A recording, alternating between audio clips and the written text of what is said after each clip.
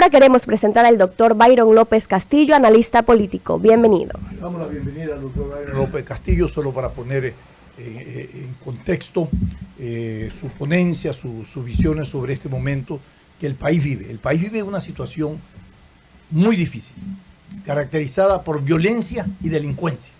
Todo esto sobre pretexto de la resistencia de muchos sectores, ¿no?, que pugnan por la derogatoria de las medidas económicas que ha tomado el gobierno del presidente Lenín Moreno. Doctor, buenos días y bienvenido. Muy buenos días, señoras y señores. Como usted acaba de decir, el país está viviendo momentos sumamente difíciles y duros. Hay necesidad de serenarse y entender que el Ecuador no es un país proclive a dar paso a desestabilizaciones desorientadas como son las que se están produciendo en este momento. Las medidas económicas que tomó el señor Lenín Moreno, presidente del Ecuador, la he calificado personalmente y comparte conmigo un gran montón, perdón la expresión, de gente que opina en la política nacional, fueron decisiones valientes. ¿Por qué? Eliminar los subsidios a la gasolina y a los combustibles ha sido una petición reiterada que se ha hecho en el país durante mucho tiempo, pero los gobernantes de turno no hicieron absolutamente nada con ese objetivo porque tenían la mirada puesta en la pérdida de la popularidad y porque pensaban que su caudal político se disminuía y se acababan sus ambiciones personales de querer seguir gobernando este país. Esas son las razones por las cuales no se tomaron estas medidas oportunamente, como lo ha hecho ahora el presidente Moreno. La historia se encarga de juzgar a los hombres y sus acciones. Es la historia la que se encarga de colocar en el sitial correspondiente a quienes actuaron bien y a quienes actuaron mal. Nosotros ahora somos espectadores y actores de un drama, de una comedia o de una tragedia, como quiera ser calificada la vida nacional. Pero sí es necesario destacar que el presidente Moreno ha cumplido una tarea importante en algunos aspectos. No podía hacer todo de golpe. Yo no defiendo a Lenín Moreno. No, aquí en este programa no somos partidarios de persona alguna. Aquí somos analistas de la realidad política, social, económica, jurídica del Ecuador, a medida de nuestras capacidades, pero poniendo por delante una total independencia frente a los personalismos.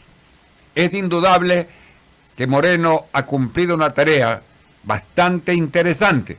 En primer lugar, desbarató la maquinaria podrida de un correísmo que dejó al Ecuador en soletas a consecuencia del despilfarro económico de ese régimen, según ellos llamado de la década ganada.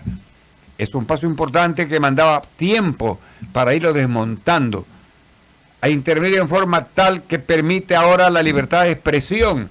Esto que estamos diciendo ahora, difícilmente hubiéramos podido decir bajo el régimen de Correa. Ha permitido la libertad de expresión, la libertad de reunión, ha permitido algo que es importante y ojalá se siga cumpliendo porque todavía no está en un 100%. Ha logrado, digo, la independencia de poderes que es importante en un Estado de Derecho. El Ecuador estuvo acostumbrado a un presidente que desembosadamente dijo: voy a meter las manos en la justicia, y las metió.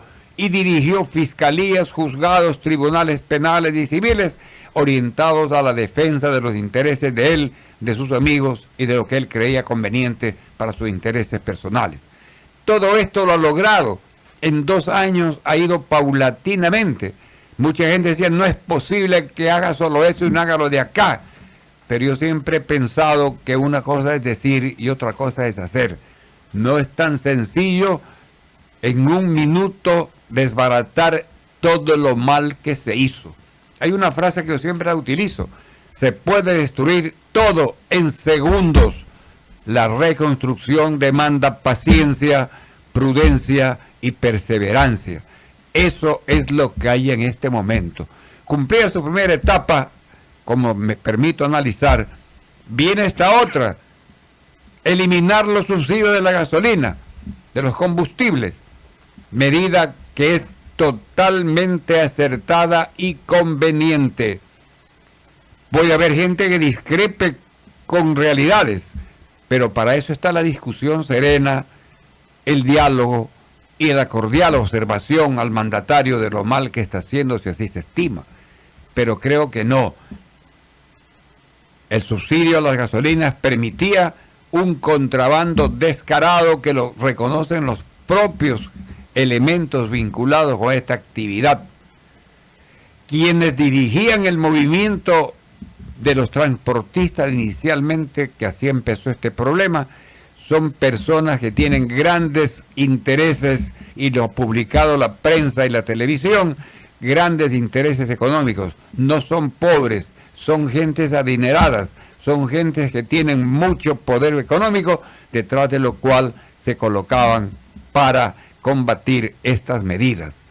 Y fundamentalmente, detrás de todo esto está el correísmo, que está asustado frente a lo que se le viene.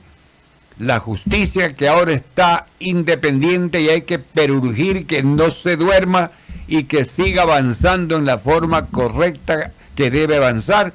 Llegará un momento en que mandará a los tribunales de justicia y luego a la cárcel a importantísimas personas del correísmo que dilapidaron los dineros del Estado. Hay algunas causas penales que están en camino que permitirán y determinarán que se vayan a la cárcel quienes se robaron los dineros del pueblo ecuatoriano, porque así es como tenemos que hablar. Estos son los grandes factores que han determinado estas movilizaciones. Ahora se están valiendo del movimiento indígena. El indigenado ecuatoriano ha ganado grandes espacios democráticamente en el país. Eso es indudable, porque tienen pleno derecho para hacerlo. Así vemos cómo hay provincias de la sierra donde hay prefectos indígenas, alcaldes indígenas, concejales indígenas, legisladores indígenas, que están cumpliendo un papel destacado en los sitios que están colocados. Es decir, que el indigenado ha logrado una ubicación destacada en la vida política del país. Hagamos un diálogo, doctor, ¿Cómo no? sobre lo que usted está analizando. Sí, porque no estoy Pero cansado, veamos, sino que necesito dialogar. Sí. Veamos el escenario que usted lo ha descrito, que me parece muy bien, desde la función del gobernante que ha tomado las medidas. Y luego traslademos esto al escenario de crisis que vive el país. Usted decía que para eso está el diálogo, pero nuestro país no tiene una cultura de diálogo. Por lo contrario, tiene una cultura de desacato y atropello a lo establecido en términos constitucional y jurídico. Aquí siempre decimos que lo que más prospera es la industria del desacato. ¿Qué condiciones hay? Y le preguntábamos hoy a un dirigente popular, a Nelson Erazo. Si ustedes están en la posición de la intransigencia, de que deroguen la medida, y el presidente dice no las voy a derogar, ¿cuál es el destino que tiene la sociedad ecuatoriana respecto a estas posiciones? Es más, tomándose el nombre del pueblo ecuatoriano, los movimientos sociales que están en las calles diciendo que representan al pueblo ecuatoriano. Eso no es una representación real, doctor. Una interesante observación la que usted anota. Hemos estado acostumbrados en ciertas etapas de la historia del país a ser solamente protestantes, no en el ámbito religioso, sino en el ámbito de la protesta. Social. Y la protesta es necesaria. La protesta es necesaria. La Constitución de la República garantiza la resistencia, pero eso no es, la resistencia no es violencia. La resistencia no es ataque a la propiedad privada, ni pública, ni el asesinato, ni el crimen. No es violencia ni delincuencia, como hoy está pasando. Así es. La Constitución, creo que en el artículo 66, garantiza la libertad de expresión, la libertad de asociación. Pero el Código Penal también, en los artículos pertinentes, plantea y tipifica y reprime a quienes, abusando de estas libertades, atacan la propiedad privada, la propiedad particular, atentan contra la vida y la seguridad del Estado. Pero estando en estado de excepción, doctor, ¿se puede permitir estas movilizaciones, por ejemplo? Esa es la parte importante. A ver. El estado de excepción también consta en la Constitución de la República. y le permite al presidente de la República tomarla cuando hay momentos como estos, de gran convulsión. Artículo Lea, 174 de la Constitución. Momentos de conmoción. Si usted puede leerlo, ¿cuáles son los que Estado plantea de ese excepción, artículo? figura establecida en el artículo 64 de la Constitución, implica que se restringen algunas libertades y se permite a las autoridades tomar bienes públicos o privados para restablecer la normalidad de las actividades sociales, además de dotar de custodia adicional a las áreas estratégicas como refinería, aeropuertos y plantas de generación. Correcto. El 65 de la Constitución detalla que durante el estado de excepción el primer mandatario únicamente podrá suspender o limitar el ejercicio del derecho a la inviolabilidad del domicilio, inviolabilidad de correspondencia, libertad de tránsito, libertad de asociación y reunión y libertad de información en los términos que señala la Constitución. Correcto. Y hay unos otros procedimientos también que se aplican. Pero eso es lo de fondo. Bueno. O sea, ese estado de excepción está garantizado y consta en la Constitución. Y no es la primera vez que se toma un estado de excepción en el país. Han habido casos que sí lo han hecho. Claro. Ahora, está tomado por 60 días. La Corte Constitucional interviene y dice 30. Es un capítulo que podemos discutir, si no en este momento, otro instante. Pero ya está aceptado el estado de excepción. En vista de eso, el presidente de la República ha trasladado su gabinete, su gobierno aquí a Guayaquil. Lo hace también en uso de la cuestión del estado de excepción. ¿Con qué objeto ha venido acá? Para evitar que quieran deponerlo, como hicieron con Gutiérrez, por ejemplo, que lo obligaron a salir en helicóptero una madrugada y se fue. Eso no es abandono del poder. No. Está Y en está en Quito, estado de sino en excepción. Guayaquil. Está permitido que venga acá. Claro, está en estado de excepción. Así ahí es. va. Doctor, ¿y el estado de excepción decretado por los indígenas? ¿A ¿De dónde qué? queda? Los indígenas también han decretado un estado de excepción. Es una Por ahí te dicen contradicción. que este es pero- un país plurinacional. No. Esa demagogia tenemos que aclararla. Aquí hay un solo Estado, es el Estado ecuatoriano. Tiene una sola constitución, la Constitución Política de la República del Ecuador. Gústenos o no nos guste, dictada en el año 2008, creo que es la número 20. Es de Hay Estado un unitario. solo Estado y Estado una sola unitario. Constitución. Estos que hablan de Estado, habría que hablar del Estado Montubio, del Estado afroecuatoriano. Este no es del un estado plurinacional, es un estado étnico, que es étnico, diferente. es otro problema. Eso es diferente. Pero el Estado es uno solo. Y cuidado, se quiere confundir a la opinión pública, porque es muy fácil hacer correr estas bolas. Nosotros somos Estado pluralista, Estado multicultural, y tenemos derecho también al Estado de excepción. Un absurdo. Ellos estarían cometiendo un delito contra la seguridad del Estado. Correcto. Ahora, Así es. ahora analice usted esto que me parece importante. Cuando un terrorista, póngame atención, ¿Eh? o un grupo subversivo secuestran a policías o a militares o a civiles, ¿cuál es la acción del Estado frente a ese hecho? Primera interrogante. Y le digo esto para compararlo con el secuestro y retención a 46 soldados, ¿no?, que los retuvieron justamente los indígenas. Así es. ¿Y cuál fue la reacción del Estado?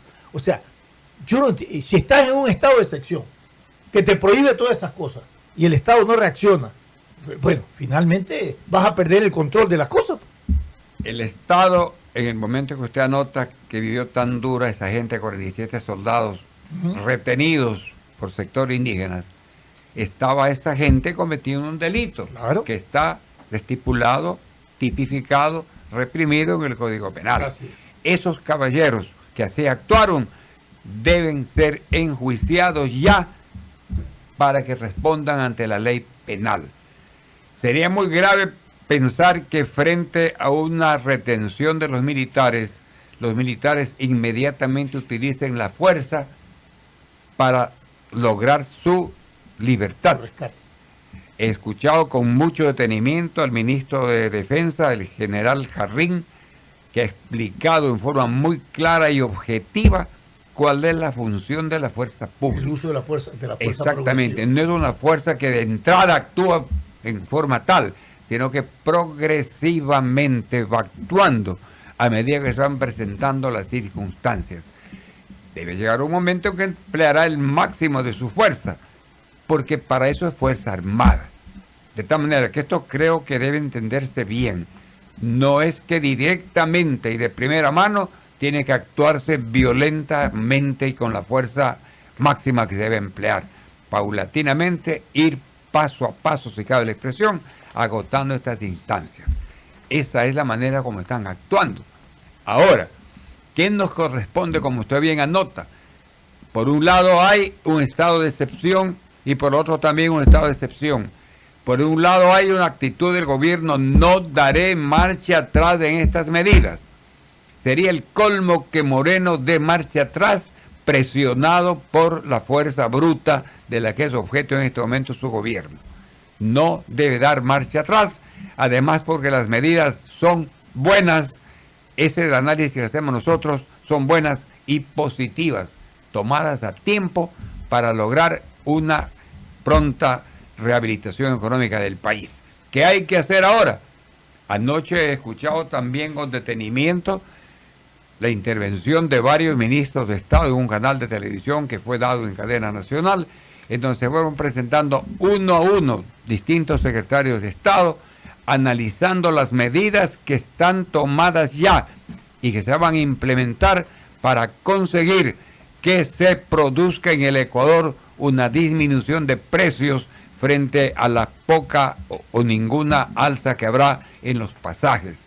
Que no hay por qué asustar al país con este problema que se está planteando por parte de los dirigentes transportistas e indígenas, que el país va a ser desabastecido de alimentos, que no va a haber comida, etcétera, etcétera. Toda una tragicomedia que tiene por objeto, repito, y este es el punto neurálgico que hay que destacar, un afán desestabilizador, sin que le importe a esta gente el porvenir del país.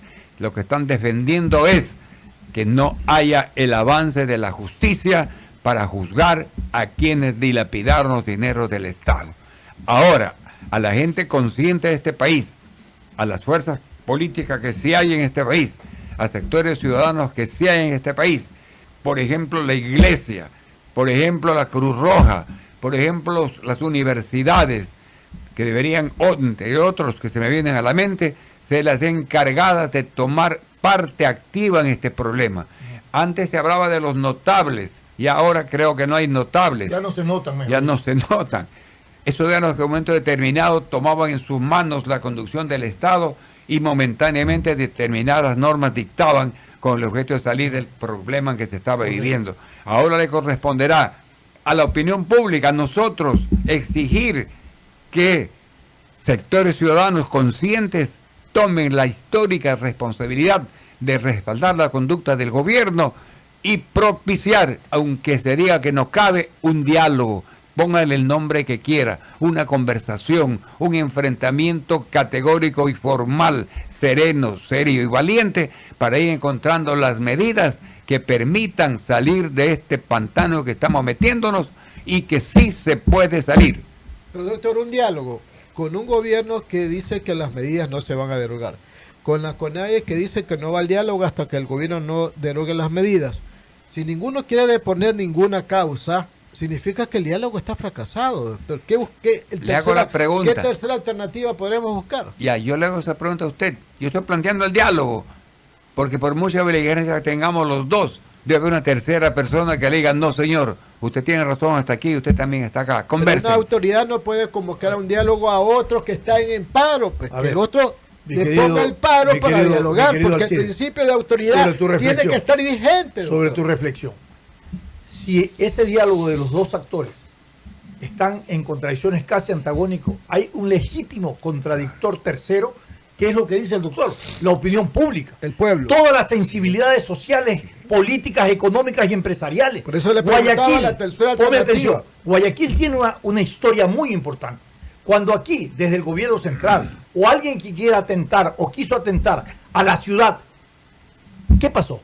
Hubieron grandes convocatorias de 200.000, 300.000 personas en la calle para defender la institucionalidad, el valor de la administración pública. Y no se rompió un foco ni un faro. Y no se rompió, ni se atentó a la propiedad pública, ni a la propiedad privada, como dice el Así doctor. es. ¿Por qué estas prácticas y estas conductas que son saludables para la democracia y la institucionalidad no se aplican? ¿Por qué no se pronuncian? En este diálogo, doctor, ¿qué tenemos que hacer con esos vándalos que siguen destruyendo a guisa de que son protestantes contra las medidas? Destruyen la propiedad privada de la gente. Eso es lo que hay ¿Qué que tenemos que hacer con esos vándalos? Eso es lo que hay que destacar, cuánto, al margen de que usted anota con buen criterio, cuánto le significa al país. Primero, la paralización.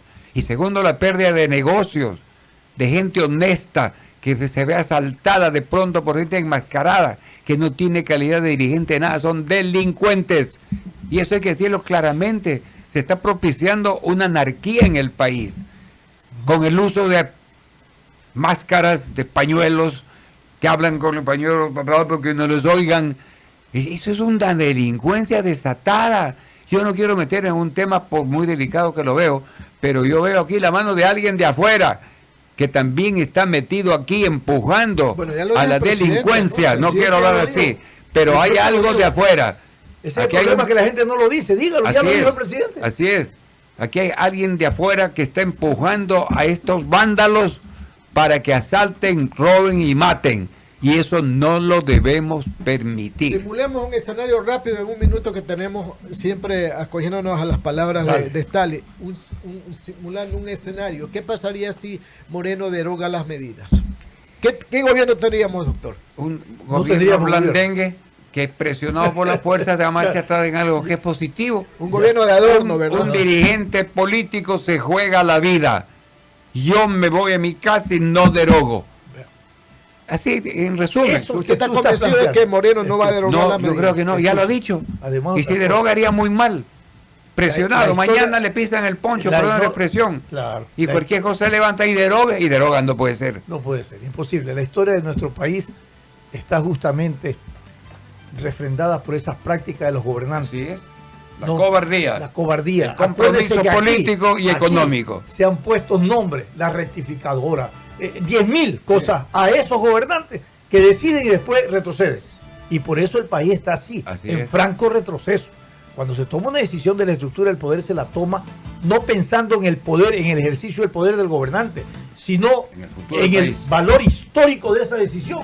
Por eso se quedan con el poder histórico de los gobernantes. Yo creo que este es el caso de Lenín Moreno. Dejar de terminar este programa sin hacer una exhortación profunda. Este instante que vive el Ecuador nos demanda una profunda reflexión. Nosotros no podemos seguir siendo lo que hemos sido hasta este momento. Dicho siempre en alguna oportunidad, también le repito ahora, lo bueno se copia, lo malo no se debe copiar. Hay pueblos en el mundo que salieron de la nada, Alemania, Japón, Corea, etcétera, entre otros, desatados por una guerra, devastados por una guerra mundial por bombas atómicas, y ahora son potencias mundiales porque tienen una actitud positiva frente a la vida. Eso nos toca hacer, no doblegarnos ni asustarnos, sino salir adelante con el convencimiento firme que el futuro es nuestro.